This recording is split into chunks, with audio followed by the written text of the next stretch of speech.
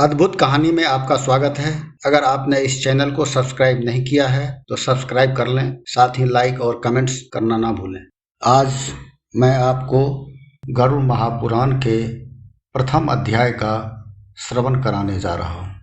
इस अध्याय में पापियों के इहलोक और परलोक के दुखों का वर्णन है। धर्म रूपी सुदृढ़ और सुबद्ध मूल वाले, वेद रूपी तना वाले, पुराण रूपी शाखाओं से समृद्ध, यज्ञ रूपी पुष्पों वाले और मोक्ष रूपी फल वाले भगवान विष्णु रूपी वृक्ष की जय हो।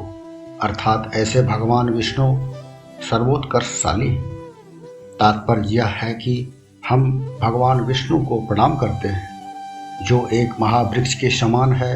भगवान विष्णु रूपी महावृक्ष का दृढ़ मूल है धर्म। इस वृक्ष की धर्म रूपी जड़ गहरी है। इस वृक्ष के तने हैं वेद और शाखाएं हैं पुराण। इस वृक्ष के फूल हैं यज्ञ और इससे मोक्ष रूपी फल प्राप्त होता है। अनिमीश क्षेत्र अर्थात पल के न झपकाने वाले भगवान विष्णु के क्षेत्र नैमिषारण्य में शौनक आदि ऋषि स्वर्गलोक की प्राप्ति की कामना से 1000 वर्षों तक चलने वाला यज्ञ कर रहे थे। एक बार सभी मुनियों ने प्रातःकाल अग्नि में हवन करने के पश्चात सत्कार पूर्वक आसन में बैठे हुए सूत जी से आदर के साथ यह पूछा। ऋषियों ने कहा, आपने सुखद प्रद देव मार्ग का सम्यक रूप से वर्णन किया है। इस समय हम भयप्रद यम मार्ग के विषय में सुनना चाहते हैं और आप यम मार्ग के वर्णन के साथ ही सांसारिक दुखों तथा उन दुखों के नाश के उपाय को भी बतलाइए। आप इस लोक में तथा परलोक में प्राप्त होने वाले क्लेशों का यथावत वर्णन कीजिए। तब सूत जी बोले, हे मुनियों, आप लोग सुनिए। मैं अत्यंत दुर्गम यम मार्ग के विषय में बतलाता हूँ, जो पुण्य कर्म करने वालों के लिए सुखप्रद है किंतु पापियों के लिए दुखदायक है। मैं आप लोगों के संदेह को दूर करने के लिए वही बातें कहूँगा जो गरुड़ जी के पूछने पर भगवान विष्णु ने उनको बतलाई थी। किसी समय वैकुंठ लोक में सुखपूर्वक बैठे हुए लोक गुरु भगवान विष्णु से विनता के पुत्र गरुड़ जी ने विनय पूर्वक पूछा। गरुड़ जी बोले, हे भगवान, आपने मुझे अनेक विध भक्ति मार्ग तथा भक्तों की उत्तम गति के विषय में बतलाया। अब मैं आपसे भयंकर यम मार्ग का वर्णन सुनना चाहता हूँ। सुना है कि आपकी भक्ति से रहित मनुष्य वहीं जाते हैं। भगवान का नाम लेना बहुत सरल है। मनुष्य की जिह्वा भी उसके वश में ही रहती है। तथापि भगवान का नाम न लेने के कारण जो नराधम नरक में गिरते हैं उनको धिक्कार है। अतः हे भगवान, आप पापियों की दुर्गति और यम मार्ग के उन दुखों का वर्णन करें जिन्हें वे पापी भोगते हैं। श्री भगवान बोले, हे पक्षीराज, सुनो।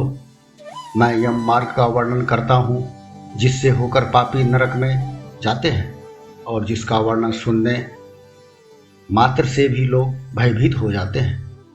हे गरुड़, जो मनुष्य पाप कर्मरत, दया और धर्म से रहित तथा दुष्टों की संगति में पड़े हुए हैं और वेद पुराण आदि सत्शास्त्रों से परांगमुख तथा सत्संगति से वंचित हैं, जो अपने मन से अपने को प्रतिष्ठित समझते हैं, जो अभिमानी, धन और मिथ्या मान सम्मान से मदोन्मत्त तथा आसुर भाव को प्राप्त हैं और दैवी गुण संपदा से रहित हैं, जिनका चित्त अनेक विषयों में आसक्त होने से भ्रमित रहता है, जो मोह माया के जाल में फंसे हुए हैं और कामोपभोग में संलग्न रहते हैं, वे अपवित्र नरक में गिरते हैं।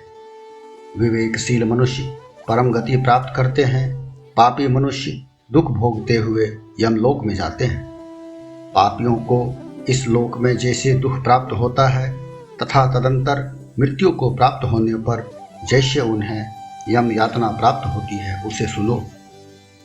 पूर्व जन्म में किए हुए पुण्य कर्म तथा पाप कर्म का फल भोगने के पश्चात पापी मनुष्य को उसके इस जन्म के दुष्कर्म के फलस्वरूप कोई रोग उत्पन्न हो जाता है। मनोव्यथा और शारीरिक रोगों से ग्रस्त होने पर भी जीवित रहने की आशा और उत्कंठा से युक्त मनुष्य को ले जाने के लिए बलवान काल यानी मृत्यु चुपके से सर्प की तरह आ धमकता है। उस अवस्था में भी उसे निर्वेद यानी वैराग्य नहीं होता। उसने पहले जिन स्त्री पुत्र आदि का भरण पोषण किया था, अब उन्हीं के द्वारा उसका पेट भरा जाता है। वृद्धावस्था उसे कुरूप बना देती है और घर में रहते हुए ही वह मरणोन्मुख हो जाता है। घर वालों के द्वारा अवज्ञापूर्वक दिए गए भोजन को वह कुत्ते के समान खाता है। रोगग्रस्त तथा मंदाग्नि से युक्त हो जाने के कारण उसका आहार कम हो जाता है तथा उसकी चलने फिरने आदि की चेष्टाएं भी कम हो जाती हैं। बाहर निकलते हुए प्राणवायु के जोर से उसकी आंखों की पुतलियां ऊपर को उठ जाती हैं। कफ से उसकी श्वास नलिकाएं अवरुद्ध हो जाती हैं।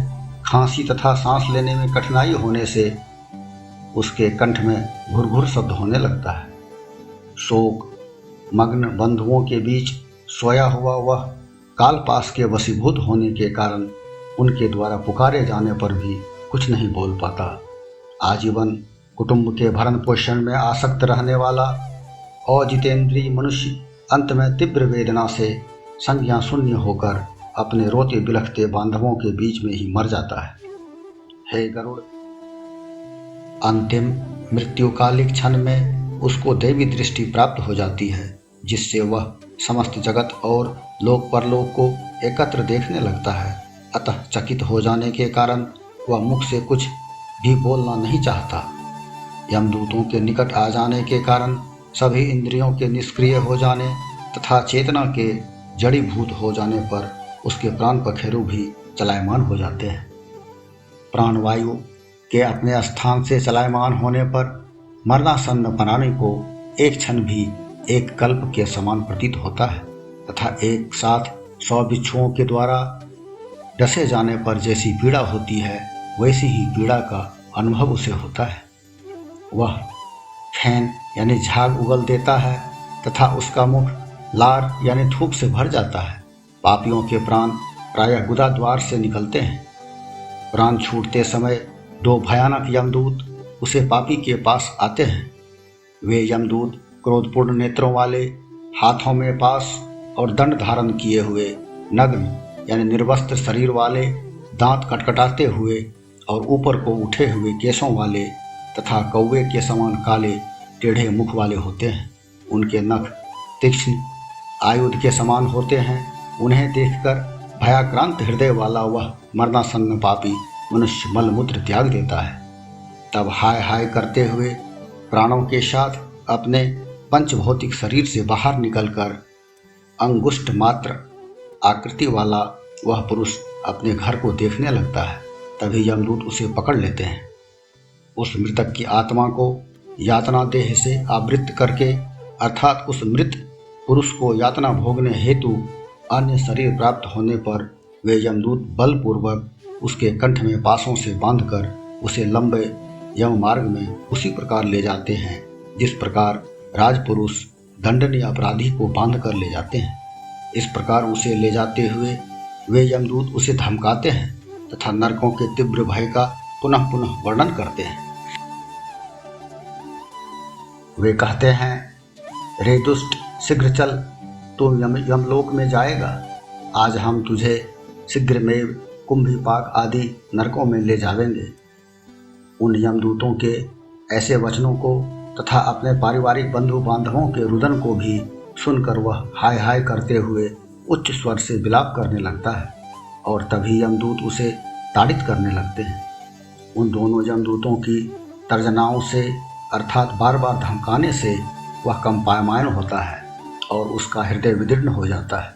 मार्ग में उसे कुत्ते नोचते खाते हैं। इस प्रकार दुखार्थ होकर वह अपने पापों का स्मरण करता हुआ मार्ग में चलता है। भूख प्यास से पीड़ित और तपते हुए सूर्य तथा दावाग्नि से तप्त वायु के झोंकों से संतप्त होता हुआ और यमदूतों के द्वारा पीठ पर चाबुक से पीटा जाता हुआ वह असमर्थ होने पर भी बड़ी कठिनाई से तपी हुई बालू वाले और छायादार विश्राम स्थल से रहित और निर्जल मार्ग से चलता है। वह श्रांत होकर यत्र तत्र गिरता और मूर्छित होता हुआ फिर उठकर चलता है।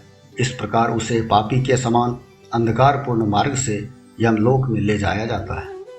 उसे वहाँ 2 या 3 मुहूर्तों में पहुँचाया जाता है। उसे यमदूत घोर नरक यातनाएं दिखलाते हैं।